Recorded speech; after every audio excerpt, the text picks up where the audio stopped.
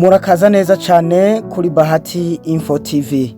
Uno munsi tugomba tuje kubijanye n'imirwi y'umupira w'amaguru mu gihugu cy'u Burundi. Iyo migwi nayo ni Aigle Noire the Fighters, isanzwe ikorera imyimenyerezo canke ifise ikibuga cayo mu ntara ya Burunga, hariya Igisenyi muri komine Makamba.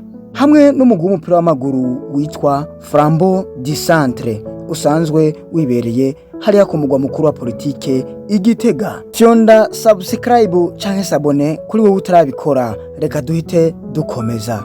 Iyi migwi kari ibiri, Aigle Noire the Fighters ndetse na Flambeau du Centre, isanzwe ifise umukino kwizi tarike 5 z'ukwezi kw'icumi umwaka wa 2025. Umukino usanzwe witeganywe igishika kuko iyi migwi yama yahuye abakunzi b'umupira w'amaguru mu gihugu cy'u Burundi bakayitamarira bakaca kuraba uyu mukino, kuko ni umwe mu mikino ikunze kuba ihuza abantu benshi mu gihugu cy'u Burundi, kuko abari umukino usanzwe uhuza imigwi ikomeye kandi isanzwe ifise n'abakunzi benshi mu gihugu cy'u Burundi.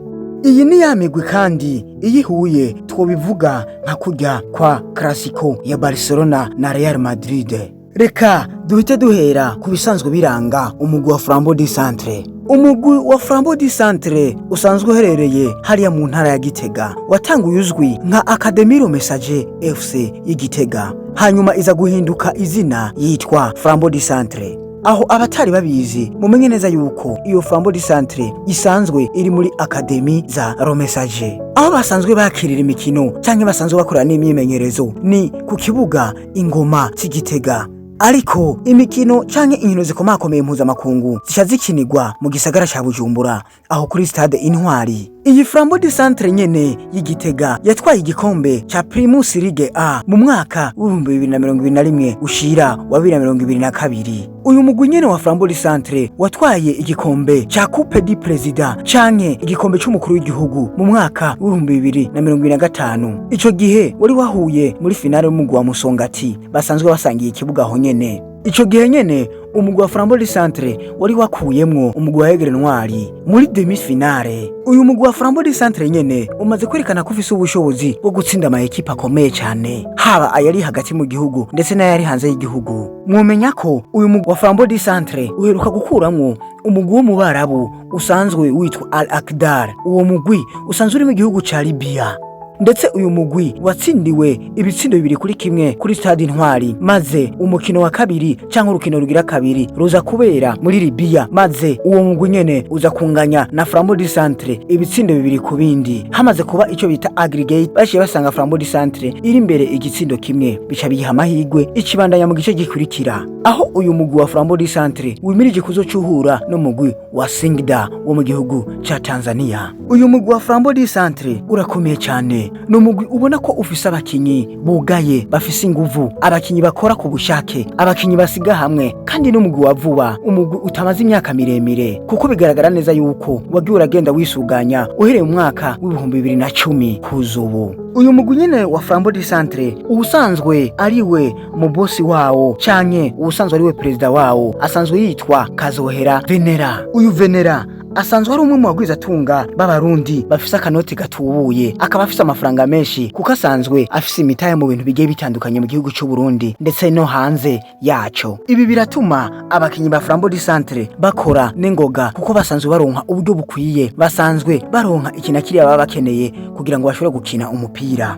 Ndetse n'urukino baheruka gutsinda rwa Al-Akdar rwatumye ashobora kubaha imiliyoni 50 z'amafaranga y'amarundi. Bivuze ko uyu mugora witayeho kandi arabitaho cyane, bimwe biteye ubwoba. Uzosanga imwe mu migwi itandukanye mu gihugu cy'u Burundi mu ma ekipa atandukanye hari habipfuza kuja gukinira mu mugwi wa Flambeau du Centre. Uyu mugwi wa Flambeau du Centre ni icitegererezo ku yindi migwi mu gihugu cy'u Burundi. Reka duhite tugenda ku mugwi wa Aigle Noire the Fighters uri hariya Imakamba, neza neza mu ntara ya Burunga. Uyu mugwi usanzwe ufise ikibuga kibereye neza cyane, ikibuga cyawo cihariye citwa Peace Park Stadium, canke se ukarimara ukavuga uti Nkuru nziza Peace Park Complex Stadium. Iki kibuga gisanzwe cyakira abantu barenga 27,000. Maze kino kibuga ni kibuga ubona neza yuko gisa neza, gisayangana. Ikibuga gikozwe mu mabara asa n'umuhondo na yirabura. Nico kibuga kiri aho Igisenyi mu ntara ya Burunga. ikibuga gikomeye cyane gisanzwe gikorerako imyimenyerezo umugwi wa Aigle Noire Fighters. Maze kino kibuga ni ikibuga cihariye neza neza cyo umugwi wa Aigle Noire Fighters.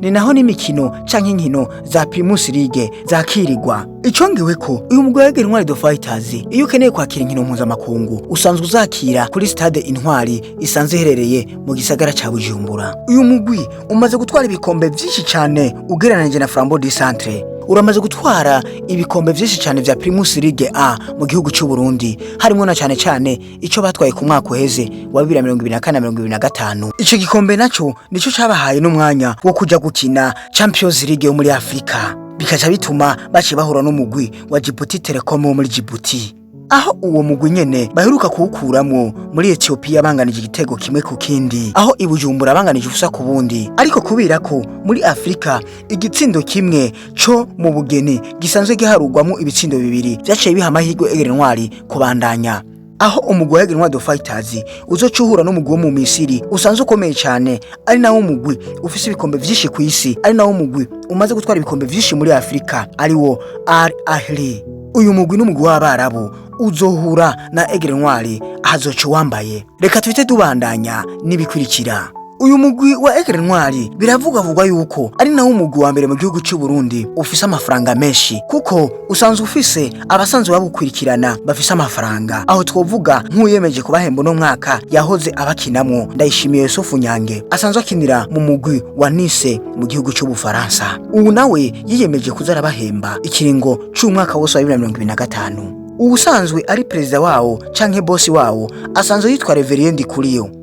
Uyu Reverend Kuriyo azwi cyane nk'umunyapolitika akomeye cyane mu gihugu cy'u Burundi, asanzwe ari nawe munyamabanga mukuru umugambwe CNDD-FDD mu gihugu cy'u Burundi. Uyu nawe niwe ari perezida w'umugwi wa Aigle Noire Fighters. Uyu mugwi kandi biravugwa yuko ari nawo mugwi usanzwe ufise abakunzi benshi mu gihugu cy'u Burundi, aho inkino zawo mpuzamakungu zimwe usanga abantu bagiye barazitabira cyane ku bwinshi.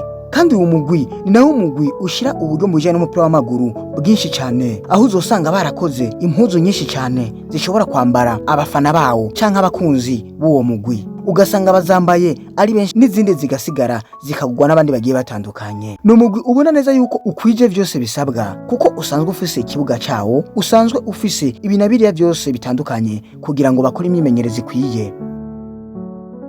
Uyu mugwi niyo uramutse uguze ico bita ama pre-season yo hagati na hagati, usanzwe usohoka igihugu ukagenda ugakorera uburuhuko mu bindi bihugu. Ubuheruka bagiye mu gihugu ca South Africa, cyo twokwita igihugu ca Afrika y'Epfo, niho bakoreye imyimenyerezo, bamarayo amayinga ashika 2 bariko bakoreye imyimenyerezo mu gihugu ca Afrika y'Epfo, aho ivyo vyabatwaye uburyo butandukanye, amafaranga agiye atandukanye kugira ngo bishobore kugenda neza. Murumva ko ari umugwi mu gihugu cy'u Burundi ufise amafaranga menshi canke akanoti gatubuye. Nobibutsa ko uyu mugwi wa Aigle Noire Fighters ndetse n'umugwi wa Flambeau du Centre baremirije guhura itariki 5 z'ukwezi kw'icumi 2025. Mbega bizogenda gute? Iyi mirwi yose ni imigwi ikomeye cyane kandi ifise amateka. Reka tubandanye n'ibandanya biranga umugwi wa Aigle Noire Fighters. Umugwi wa Aigle Noire Fighters uramaze kuramura abakinyi benshi ku rwego mpuzamakungu, aho twovuga nk'umukinyi Ndayishimiye Yusufu Nyange asanzwe akina mu mugwi wa Nice ukomeye cyane mu gihugu cy'u Bufaransa. Uyu mukinyi Ndayishimiye Yusufu Nyange yahoze ari umukinyi wa Aigle Noire Fighters y'Imakamba, ni naho yarerewe, ni naho yatanguriye ivy'umupira w'amaguru kinyamwuga. Uyu mugwi wa Aigle Noire nyene waramuye abakinyi, aho twovuga nk'umunyezamu Arakaza Mark Artire. Uyu Arakaza Mark Artire ni umunyezamu yabiciye biracika mu gihugu cy'u Burundi mu myaka 2012-2013, aho Uburundi bwigeze kwinjira muri shane, maze akaba ari we yafatira umugwi serukira gihugu intamba mu rugamba. Uyu nawe yararerewe cyane, aregwa n'umugwi wa Aigle Noire Fighters. Ubu tuvugana mu mwaka wa 2025 usanzwe umenyerezwa n'uwitwa Jimmy Ndayizeye. Iyo tugiye ku biharuro vy'amateka iyi migwi imaze kwandika yo kuri yo, aho twovuga mu gihe Flambeau du Centre ibihuye na Aigle Noire, nubwo amakuru atabigaragaza neza, bivugwa ko mu nkino 16 bamaze guhura Flambeau du Centre yatsinzemwo inkino 4, maze Aigle Noire yatsinzemwo inkino 5, bacabanganya inkino zigera kuri 7. ivyo rero vyerekana yuko abagabo basa n'abangana kuko iyo umwe gutsinze inshuro 4 uwundi akagutsinda inshuro 5 hama mukanganya inshuro 7 muba musa n'abangana ariko bigaragara yuko Aigle Noire iri imbere gato ariko ku biharuro vy'inkino zimaze kuba uhereye 2023 kugeza 2025 bigaragara neza yuko Flambeau du Centre imaze gutsinda Aigle Noire inkino zitatu maze Aigle Noire imaze gutsinda inshuro 1 maze banganya rumwe. Ibi navyo vyerekana yuko mu myaka ya vuba umugwi wa Flambeau du Centre urasumba cyane umugwi wa Aigle Noire. Bakunzi b'umugwi wa Aigle Noire, ibi bintu mubibona gute? Bakunzi b'umugwi wa Flambeau du Centre, ibi bintu mubibona gute? No bibutsa kandi yuko iyi migwi abasanzwe ari ababosi bayo canke abaperezida bayo basanzwe bikundaniye, ariko yo nyene ubwayo ino migwi ni migwi ikebana, ni migwi y'abakeba ku bakeba, ni migwi ikebana cyane. Umugwi wa Flambeau du Centre uranka ko ushobora gutsindwa n'umugwi wa Aigle Noire, maze no wa Aigle Noire nuko nyene. Ndetse n'abakunzi b'iyi migwi abo twokwita abafana basanzwe iyo bari ku kibuga bahuye bakebana birenze urugero. Kandi mu mateka y'iyi migwi bivugwa neza yuko umugwi wa Flambeau du Centre mu mateka yawo ni gake ukunda gutsindirwa muhira, aho twovuga kuri stade Ingoma. Ariko mu mateka y'umugwi wa Aigle Noire urakunda gutsinda iyo usohotse hanze y'ikibuga Nkuru nziza Peace Park Complex. Kuba tabitahura neza, umuntu ashatse kuvuga ko umugwi wa Flambeau du Centre uroroherwa cyane iyo uri kurakinira muhira gusumba umugwi wa Aigle Noire, aho twovuga mu mikino yo hagati mu gihugu. Sindiko ndavuga ama analyse y'urukino rwimirije kuzoba ku itariki 5 z'ukwezi kw'icumi 2025, ariko ndi kukubwira neza ubushobozi uko imeze, uburyo iteye n'uburyo yifashe. Iyi migwi irakomeye cyane mu gihugu cy'u Burundi. No bamenyesha neza yuko uno mwaka wa 2025 iyi migwi inkino yakinye ku rwego rwa Afrika zose warazitsinze. Ikindi mwomenya nuko uyu mugwi wa Aigle Noire de Fighters usanzwe ufise ibikombe bibiri vya Primus League, iryo naryo ni higanwa ryo mu gihugu cy'u Burundi. Kandi umugwi wa Aigle Noire usanzwe ufise n'ibindi bikombe nka Nkuru nziza Cup. Iki gikombe ca Nkuru nziza Cup gisanzwe gikunda gutegurirwa ku kibuga nyene ca Aigle Noire, gisanzwe citiriwe umuhisi Pierre Nkuru nziza. Uyu mugwi wa Aigle Noire kandi usanzwe ufise na Super Coupe zibiri, Super Coupe ya 2019 na Super Coupe ya 2023. Vya bikombe bibiri nababwira vy'ihiganwa rikuru ry'u Burundi rya Primus League yabitwaye muri 2019 ndetse n'uyu mwaka duhejeje wa 2024 na 2025.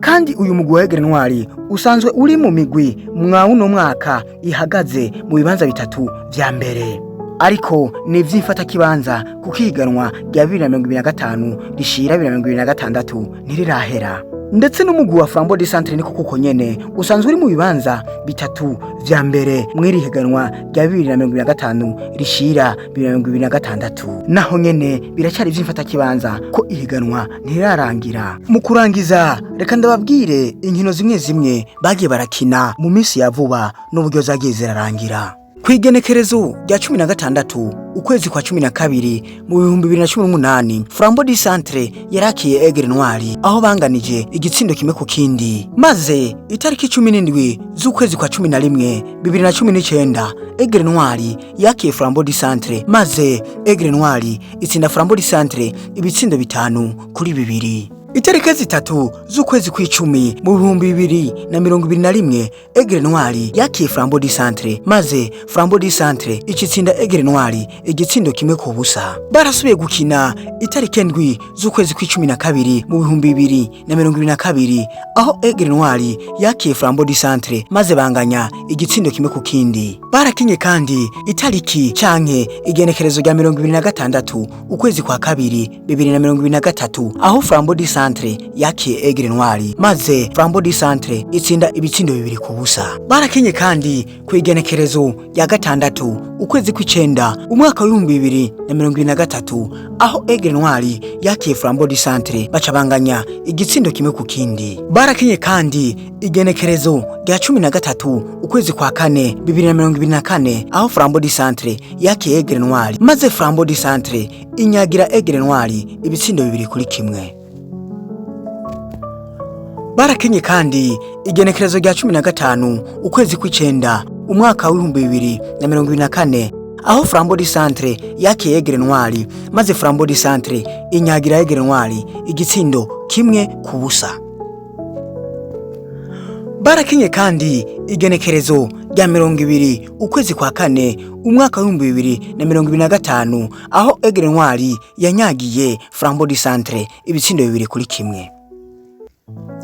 Barakinye kandi igenekerezo rya 11 ukwezi kwa gatanu 2025 aho umugwi wa Flambeau du Centre wanyagiye Aigle Noire igitsindo 1-0. Ugiye kubiraba mu misi ya vuba umugwi wa Flambeau du Centre urakunda kwihaniza cyane umugwi wa Aigle Noire Fighters y'Imakamba, ndetse baheruka guhura bakina Super Coupe aho mu gisagara ca Gitega, aho umugwi wa Flambeau du Centre ari wo watsinze Aigle Noire. Iyo nimwe mu mikino canke zimwe mu nkino bagiye barahura, ariko hariho nyinshi bagiye barahura muri kahise. Bandanye mugira subscribe canke sabone ku batarabikora. Turi kumwe 5 kuri 5. Bye bye.